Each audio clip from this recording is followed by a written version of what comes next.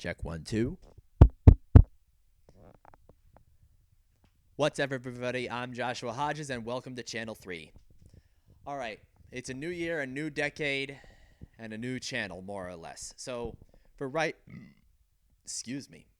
now, this channel will be covering motorsports only, and we will be focusing mainly on Monster Energy Supercross, IndyCar racing, and the NASCAR Truck Series, because, well, the Truck Series doesn't get a lot of coverage on YouTube as a standalone channel.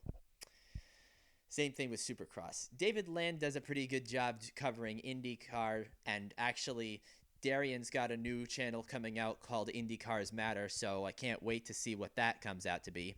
But for right now, this channel will be covering just those three series. We will be touching base from headlines across the board and other motorsports from time to time, especially the NASCAR Cup and Xfinity Series. But for right now, it's going to focus on IndyCar, Truck Series, and Supercross. First of all, I want to say thank you, Monster Energy, for not renewing your sponsorship with NASCAR, because now I can say Monster Energy Cup, and everybody knows what I'm talking about.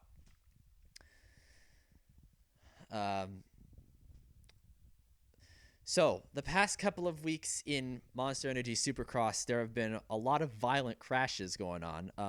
The most serious one from Anaheim round 1 that I can recall was where a guy ended up jumping off angle and he collided with another motorcyclist, and both of them were knocked down, and from the camera angle both of them looked like they had been hurt bad, but thankfully they were still moving. And then there was that other crash last week at Anaheim where somebody fell off his bike, and then instead of continuing on course through the U-turn the right way around, he cut through the barricade. I'll bet you he was black flagged for it. I'm not sure if they use black flags in motorcycle racing. Darian, if you're watching this channel, do drop a comment and tell me if you know. But, if you're going to take he's taking a shortcut like it was Mario Kart or something. And then just the other day in Supercross, there were a series of violent crashes in St. Louis. There was that one crash with 4 motorcyclists. One of them popped a wheelie too high, came clean off the bike, and when he tried to correct it, 3 other guys checked up, and one of them took the front wheel of the first bike right into his face. Ouch. Not a good way to go. Then you have 250 Heat 2, where someone goes off course. There were 3 bikes involved. One of them was able to save it and stay on the course, but the other 2 hit the outside barricade so hard that they actually pushed the barricade completely into the outside retaining wall of the arena. The worst one that I saw, though, was where 2 of them were up in the air. They collided in midair and then took a hard hit.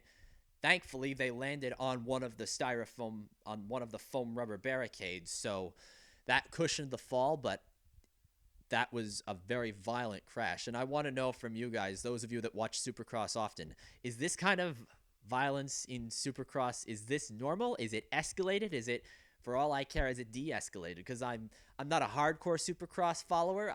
The only reason I watched it in the first place, I started watching it because, you show me a bunch of motorcycles jumping at once and I'm a happy guy. I was one of those kids that liked watching the car stunt shows on YouTube. Lights, Motors, Action, or Beta Carrera World, stuff like that. Moving on, we've got a bombshell coming out of the NASCAR Truck Series. Todd Gilliland is in fact going to be driving in a truck produced by DGR, but not directly. Instead of driving directly for David Gilliland Racing, he will instead be driving a truck for Front Row Racing.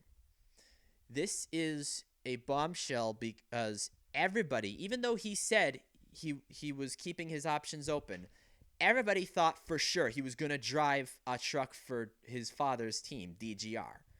And, after the way Kyle Busch had been treating him through the 2019 season, even if he had won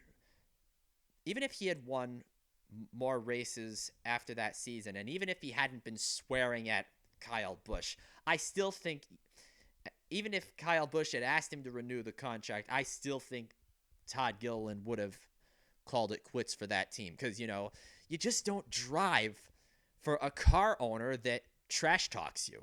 You just don't do that. And for that matter, you don't trash talk your employees. I mean, the fact that he won a race and then swearing at him, that's funny on its own. But the biggest insult for me to Kyle Busch was that the other driver, who was also winless and who was also, according to him, quote, not doing shit, close quote, is now driving for his boss, Joe Gibbs, in the Xfinity Series. I'll bet you $1 Kyle Busch got extremely pissed off when he heard about that. But that's another speculation for another day. And finally, all these updates about Kyle Busch crossing over in between other series, because we know he's going to go for the 24 Hours of Daytona. We know he has the clearance to run the Indy 500. We're assuming, based on reports that we've heard, that in order to be allowed to do it, he has to win at least one race prior to the All-Star race, or perhaps even prior to Talladega. I don't know. And but we can safely assume that he will win by that time. Who knows? We might even win the Daytona 500. I hate to say it. And speaking of Daytona, and going back to the Truck Series, could this be the year? 20 years of trying, 20 years of frustration, where Matt Crafton finally wins at Daytona. I guess we'll find out come President's Day weekend. Thanks again for joining me on Channel 3. Don't forget to check out Channel 2 and the main channel as well. If you're new to this channel, be sure to hit that subscribe button down below, click the bell, and again, go to the main channel, subscribe there too.